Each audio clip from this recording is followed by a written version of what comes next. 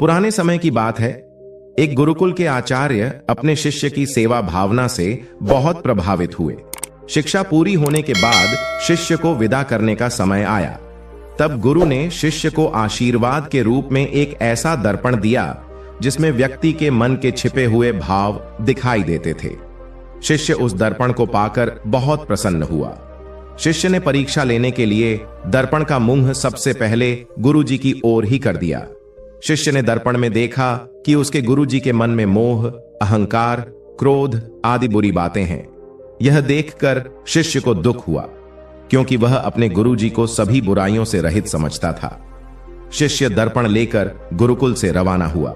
उसने अपने मित्रों और परिचितों के सामने दर्पण रखकर परीक्षा ली। शिष्य को सभी के मन में कोई न कोई बुराई दिखाई दी। उसने अपने माता पिता की भी दर्पण से ली। माता पिता के मन में भी उसे कुछ बुराइयां दिखाई दी।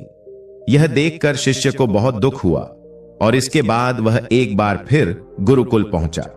गुरुकुल में शिष्य ने गुरुजी से कहा, गुरुदेव, मैंने इस दर्पण की मदद से देखा कि सभी के मन में कुछ न कुछ बुराई जरूर है। तब गुरुजी ने दर्पण का रुख शिष्य की ओर कर दिया। शिष्य ने दर्पण में देखा कि उसके मन में भी अहंकार, क्रोध जैसी बुराइयां हैं। गुरुजी ने शिष्य को समझाते हुए कहा, बेटा, यह दर्पण मैंने तुम्हें अपनी बुराइयां देखकर खुद में सुधार करने के लिए दिया था, दूसरों की बुराइयां देखने के लिए नहीं। जितना समय दूसरों की बुराइयों देखने में लगाया, उतना समय खुद को सुधारने में लगाया होता तो अब तक तुम्हारा व्यक्तित्व बदल चुका होता। हमारी सबसे बड़ी कमजोरी यही है कि हम दूसरों की बुराइयां जानने में ज्यादा रुचि दिखाते हैं, जबकि खुद को सुधारने के बारे में नहीं सोचते हैं। हमें दूसरों की बुराइयों को नहीं, बल्कि खुद की बुराइयों को खोज कर सुधारना चाहिए। तभी जीवन सुखी हो सकता है। धन्यवाद।